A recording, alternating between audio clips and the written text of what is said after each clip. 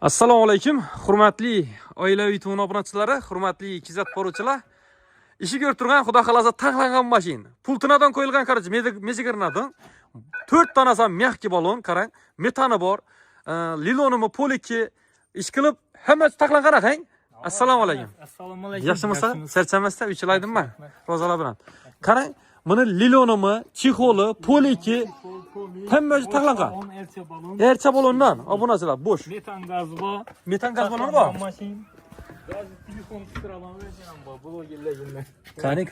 Ya blogerlar yine. Ha, bera qo'y. Hamma. Aysha qo'y qistirib qo'y ketaradi buni. Bo'ldi. Gap yo'q.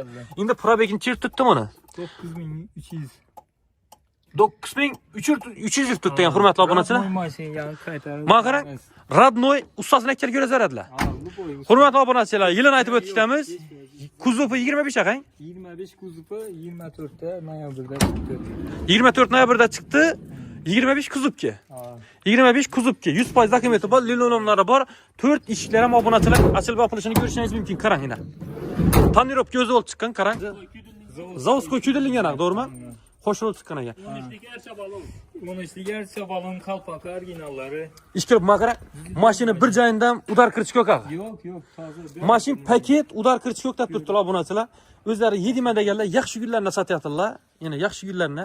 Kimda kima xudo xolasa shunchaki radnoy mashinadan kerak bo'ladi bo'lsa, ishonchli metan ham qo'yilgan, lilon. İşkilib mashina otlaringizni oformani etasidan to'g'ri yo'l chiqib beraverasizlar. Nomerlari olingan, birinchi nomerlari. Pultini ilib olsingal. Hoppa. Sen tarzama qo'yilgan. Ha, qo'yilgan 4 so'mda atadi. Izlar ham ishiydi. İzler ham ishiydi. Ma qarang. Endi men xudo xolasa narxini deymiz. 105 milyon. 105 milyon so'm. Ha, 105 milyon so'm. 107 ekan. Ha? 105 ga qo'ydik. 105. Metanim bor, lilonim bor. Obunachilar bo'lsin. Jana sog'. Ma qarang, meni yana kelish beradona bor aqa. Telefonsi bilan keladi. Bor aqa. Ustida xudo xolasa albatta shaffofda kelishasizlar, hurmatli obunachilar. Qolgan gaplarni yana ko'rtirsizlar. Mashin kimda kim ma'qulga bo'lsa, qiziq bo'lsa, albatta aloqaga chiqib bog'lanishingiz mumkin. Hoppa, to'lta. Qani. Baram qo'yilgan aq, bunga qarang, bor. Ichonni ko'rasiz berjakman bir. Yana. Hammasi qo'yilgan.